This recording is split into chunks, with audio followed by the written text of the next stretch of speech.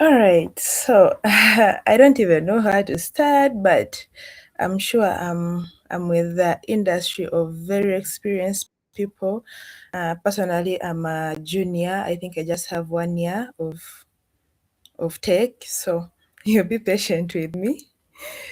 Yeah. Anna, I will start by thanking you for giving me this opportunity. When you presented it to me, I remember telling you I can't. Like I first rejected the ideas, like it's too big. I can't do with it. But I'm so thankful that you convinced me to go on with it. So the topic that was given to me was the rise of agentic AI. I'm very thankful that I got like a full year to interact with AI, to learn about AI and stuff, agentic AI, everything.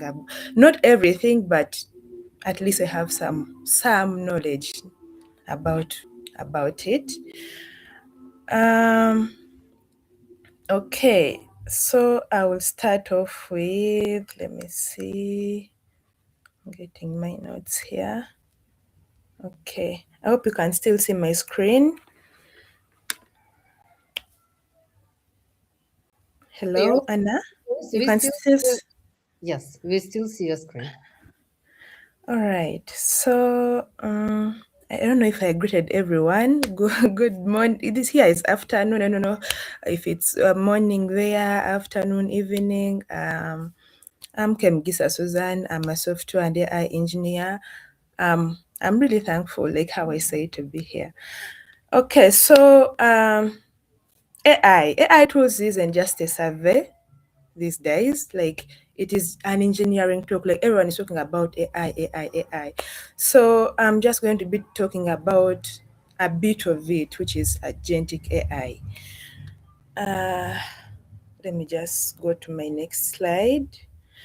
Before we dive in, this is what a bit of definition of agentic AI, the core components, and the scaling and safeguarding. Okay.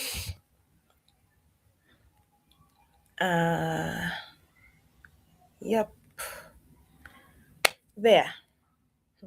So the first wave of LLMs, the large language models, the implementation was basically defined by prompt engineering and stateless wrappers. Like you used to send a string, the model returned a string. But in text, like text in, text out, which is fundamentally limited, it lacks persistence, reasoning, depth, and autonomy.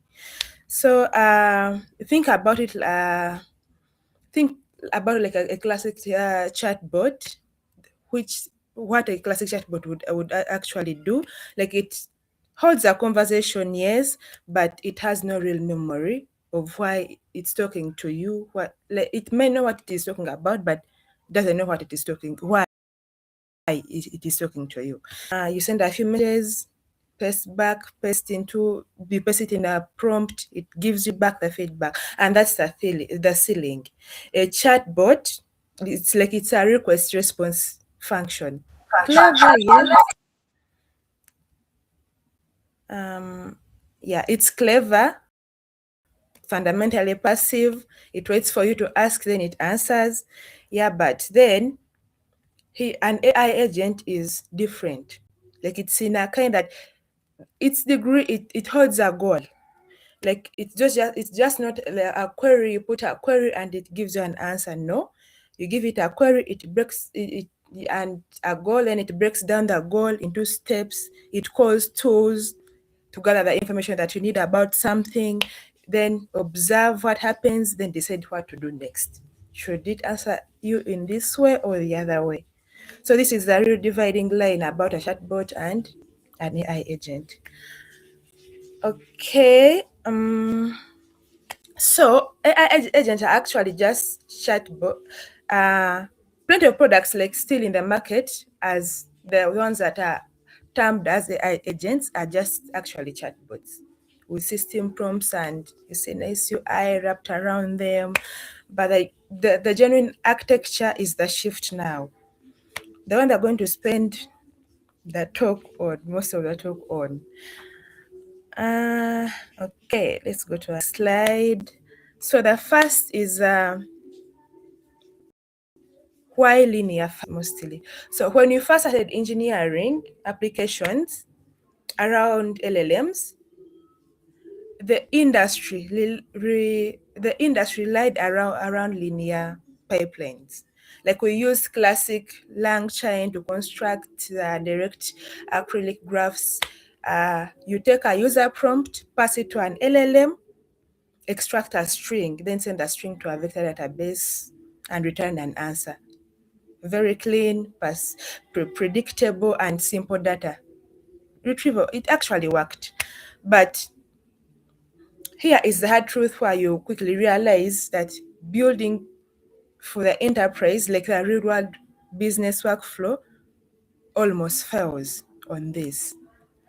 If you design a custom routing agent or an automated financial auditor or straight line, like I recently designed a financial advisor chatbot, like it breaks the moment into hits. Like it breaks the moment into hits anatomally. Classic chains have no architecture mechanism in the backtracking, looping, or self-correct. If an API call fails, an LLM returns a malfunction, like a malformed response midway through a chain. The entire system like just crashes out or returns junk. But then by transitioning to a stateful acrylic graph, it's called graph, is it topology something? Yeah, I know we all understand. Like we change the fundamental paradigm. We stop like treating the application as a sequence of text transformations and start testing it like a test machine. In LangGraph architecture, we explicitly map our systems as nodes and edges. Nodes represent our discrete computations or ALM interferences, while the edges act as conditional routers. So there, that's where we are. So to transform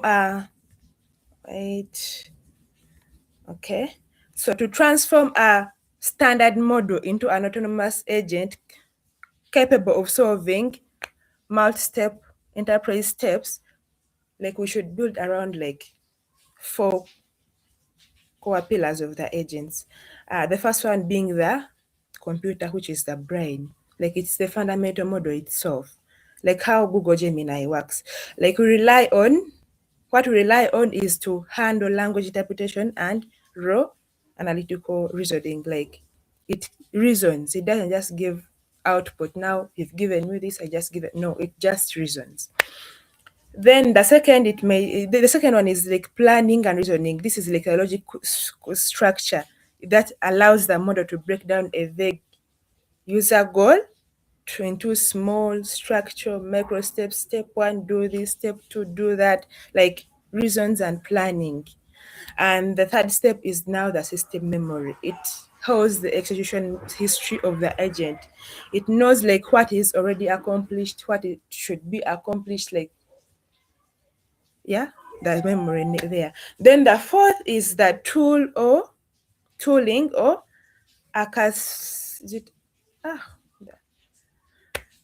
oh god, that word, tooling or okay, I will not pronounce that. So this is how we give a probabilistic models, like hands-on to interact with a real world safety using the structure REST APIs, secure databases, or internal runtimes. Yep. So if we want agents to move like past static chatbots, we have to change how we process information. Like in traditional software, logic was hard-coded. Like it's hardware but in agentic software we use algorithmic reasoning loops. Like the industry standard for this is a React framework. Reason and act. Don't just give output. Like you have to first reason, then you act.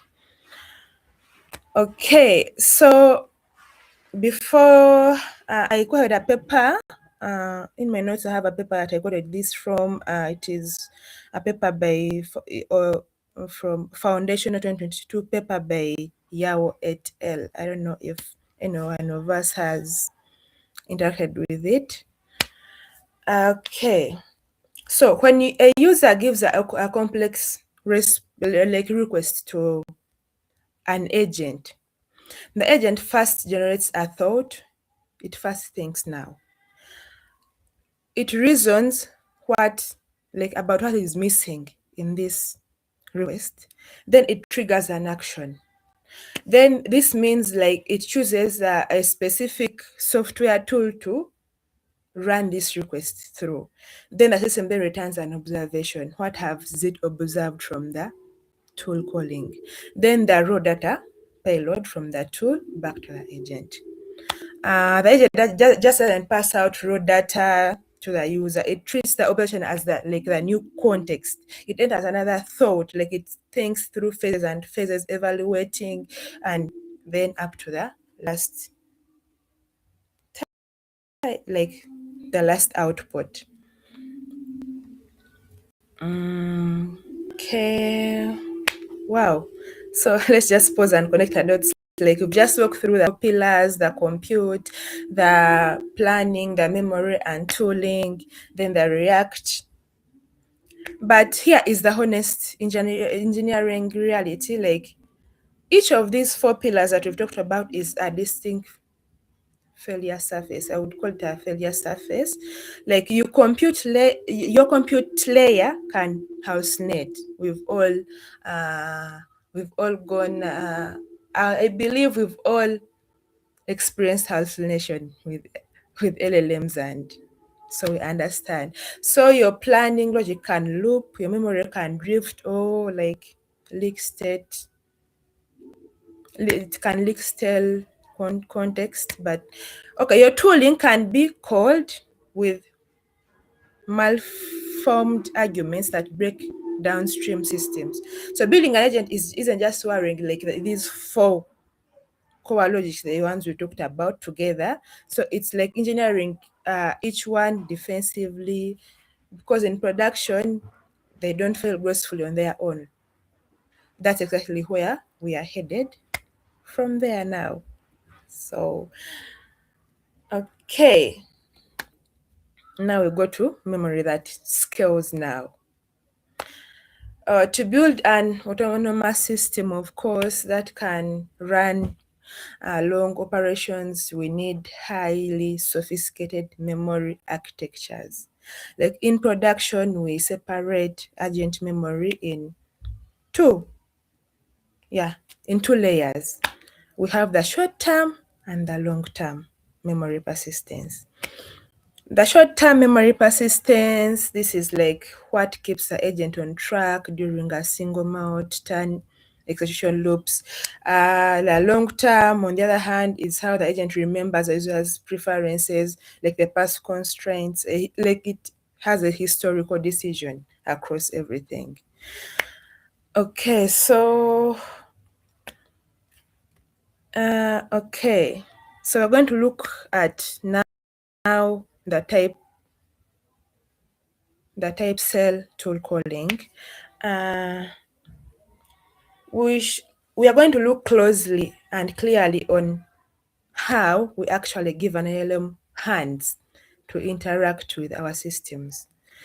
In early AI applications, though I may not have been there since I have just 1 year, like developers used to incredibly brittle text parsing. They would prompt the model, say something like tool, search, query, Berlin, USA, something like that, and then write complex regular expressions or strings to guess what the model wanted to do. So if the model changed like a single comma or a single like mark in anything, the entire application broke if it didn't have like good management. So as software engineers, like we shouldn't do this. Instead, production systems rely entirely on like native function calling.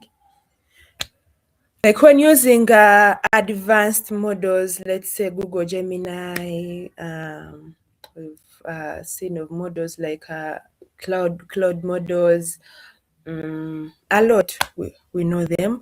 Like we don't look at raw text output. Instead, we define our back-end tools as like standard JSON schemas. So often which is generated automatically using like pedantic models. Like we hand these schemas directly to the ALM during the API calls. So the Gemini model functions are a structural compiler, but it a minute.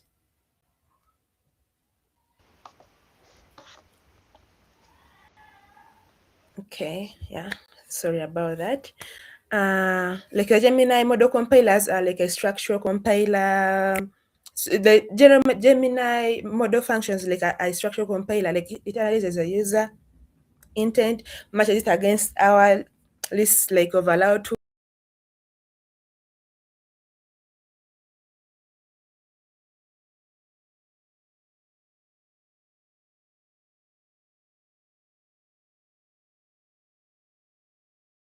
schemas.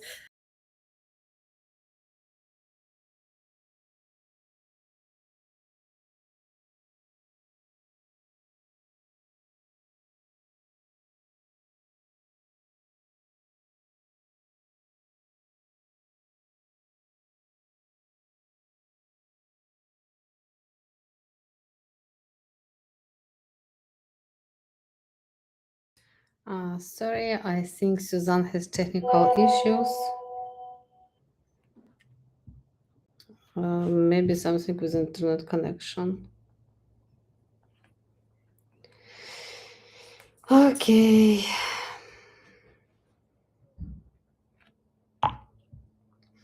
Online sessions always risky. Sorry for the situation. Right now we try ask what happened.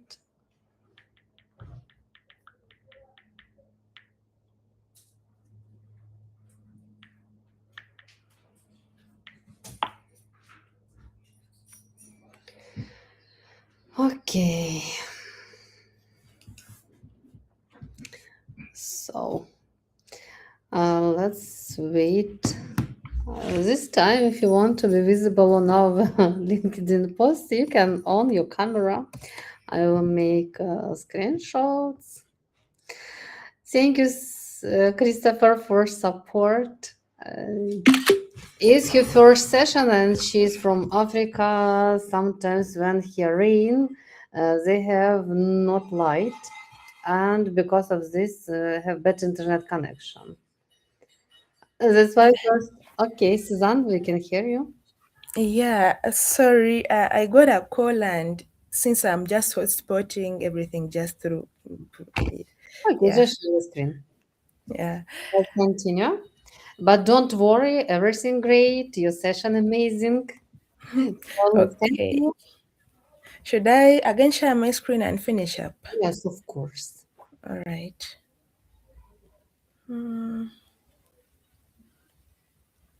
Where was I? Let me see.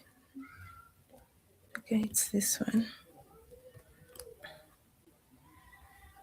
All right. You can see my screen. And it's last session. Type save to Poland. Yes. Last slide. Let's continue from this slide. Yeah, I think, was this a slide I was on? Yes. Okay. Yeah. Wow. I don't know even where I stopped. I think I was talking about Gemini functions, structure complex. Yeah. So I was talking about how it analyzes the user intent, then matches against our list of allowed tool schemas, and then it puts a perfect structured type-safe JSON payload that perfectly matches our backend application's exact function arguments. So the model never actually runs your database. No, it doesn't run your database query or your like payment system directly. Like it just outputs a structured data argument there, and your secure, like then your secure determining backend code like handles the self execution. So this is how like you maintain absolute programming control over the probabilistic model. Okay, then we go to another slide. Now, yeah, let's move past polished, cherry-picked demos. Like we all see on social media and talk about what actually happens when autonomous agents meet real user, when they meet real users in production. Like demos look like magic, but production is where the edge case live. So the single biggest shift in the mindset when moving, like from traditional software engineering to AI system engineering, is like moving from deterministic logic to probabilistic loops. Like when you combine probabilistic loops with autonomy, like three major things break if you haven't like engineered the right quadrios. And the first one, we'll talk about the infinite loop, like the infinite loop risk. Here we will like imagine a React agent designed to fetch data from like an external vendor. If that vendor API changes its schema or goes down unexpectedly, a naive agent loop will read the error observation, think it just formatted the request wrong, self-correct its prompt, and try again. It will like do this indefinitely since it's a loop. It keeps looping through, and through. Like in a matter of minutes, an actual unconstructed agent can execute thousands of recursive ALM calls, speaking like your token latency, which can like your bill now it can skyrocket. So production grade engineering mandates that you had code strict recursion like limits and token quotes directly into your graph runtime config to pull the plug automatically. If you don't do that, then you should trust your bank. Yeah. So the second is the state drift. In a complex like multi-step graph, data keeps getting appended to the centralized state object. Like over 10 or 15 times, the original user intent can get diluted or wrapped by intermediate ALM observations. So to stop this drift from computing your database downstream, you cannot just like trust the model, of course. You just enforce strict runtime validation at the boundary of every single model using like pedantic schemas. So if a node's output doesn't perfectly match your expected type schema, it is blocked from mutating the global state. Okay, so finally, we talk to, we have to talk about the observability. If a user complains that an agent gave them like a completely wrong answer after like a 2-minute processing loop, a standard application log file is like completely useless. You cannot debug a stochastic graph with like a standard print statement. Like you need to fully distribute tracing infrastructures. Tools like, let's say, Langsmith or Open Telemetry I'm not like mostly I haven't gone into deep with OpenTelemetry, but I've worked with Langsmith or Arise. Is it Arise? Arise? I don't know the correct pronunciation. Phoenix. Like you must be able to visually trace the exact path the agent took through your graph. View the exact prompt payload of like every LLM node cell, then isolate the precise step where a hallucination occurred, and then measure the token level latencies. Like without deep observation, you cannot like engineer a system. You're just like crossing fingers, and you just need that deep observation, like what is really happening, where is this, like where is everything going, like what is happening. Okay, so we've just walked through what breaks a single agent in production. We've talked about infinite loops, we've talked about the state drifts, the observability gaps. Now scale that up. The moment you are running not one agent but a coordinated team of them, like not one but many agents, every one of these failure like every of these failure modes compounds now. Like a drifted state in one agent can now poison the output to like 3 others during downstream. A runaway loop in like a researcher agent can like quietly burn your token budget, while the supervisor agent can like waits on the response that is never coming. So scaling isn't just like an infrastructure question, it's a safety question. Like before we add more agents to a system, we have to answer how do they hand off state to each other cleanly? Like how do we cap the blast radius when one of them misbehaves, and who or what is watching the whole system? Not just like each agent is isolated. That's the frame for the next like 2 slides as we go in. Like we're going to look at how like the mount agent orchestration actually works, and the quadrille, like keeping it from becoming a liability. Okay, here. Okay, so as an enterprise grows, like as an enterprise workflow grows, will quickly hit like a wall if you try to force a single monolithic agent to do everything. Like it will just hit a wall. Monolithic agents do everything, packaging 20 different tools, 3 different system personas, and like instructions sets into a, it degrades the performance. So the model suffers from context attention.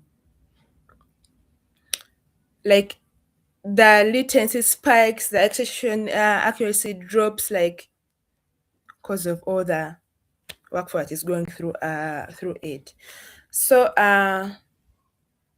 engineering mostly requires you to like decentralize. You have to like we break complex business problems down into like a network of independent, highly specialized agent. Like we think of it like a build, like when you're building a software engineering team. You don't expect your front end developer to build your data engineering pipelines, like, and then again, like, you don't do that. Like in a multi-agent system, each agent node has like its own isolated prompt, its own limited toolbox, and its own local graph state. Like everyone does its own part. So we orchestrate them using 2 primary design patterns, that is supervisor worker or choreography. Like in supervisor pattern, a central router model receives like the top level task. It breaks it down, invokes the specialized worker, and it invokes the specialized worker agents, then after compiles the final test.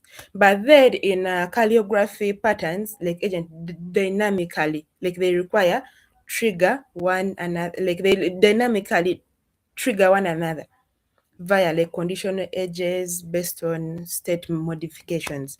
Like the modular approach makes your system incredibly easy to test, evaluate, and scale, like without breaking the rest of your architecture.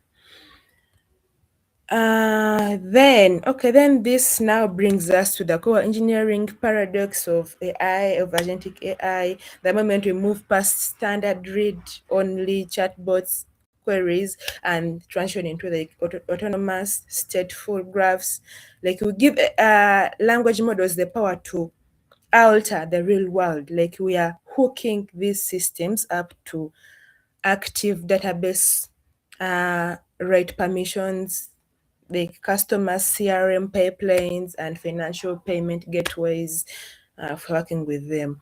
But we never forget that ALMs are like they are probabilistic engines running inside what needs to be deterministic software.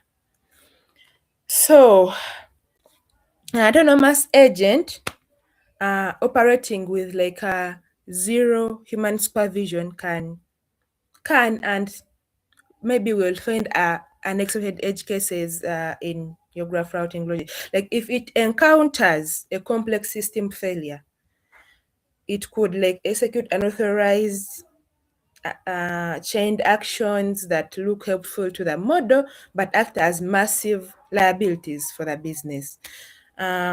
So mostly to survive in production, like our architectural designs must enforce like a least privilege architecture, like persistent audio logs that capture the agent's intent, and strict human in-loop checkpoints for high risk nodes. Like building when you're building like a software powerful agent, building it to be powerful, like it's just half the battle. But securing them and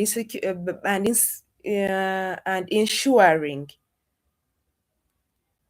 that they behave fairly is where the real engineering discipline lies now. Like this is a perfect transition like to our next sessions, like how other like the sessions that other people will talk about. I know they will maybe dive deeper into what exactly breaks when the autonomous agents operate with like real life permissions in production. I know they will break deeper into it. Okay, so this is like my wrap up the session. Like the next wave of AI development isn't just defined by who writes the cleverest prompt. It will be won by engineers who like architect the most resilient, observable, and secure system loops. Like we should like just stop building thin chatbot wrappers and start designing robust, stateful, cognitive architectures. Like embrace cyclic topologies, using frameworks like LangGraph to mirror the messy interactive reality or real world business workflows. And then above all, like you always design systems for failure, implement strict input output validation schemas like at every node. Then hard code the our loop recursive limits and never launch an agent without comprehensive distributed tracing. Yeah, I think that is it from me. Thank you all for listening. And I think I'm done. Okay, thank you for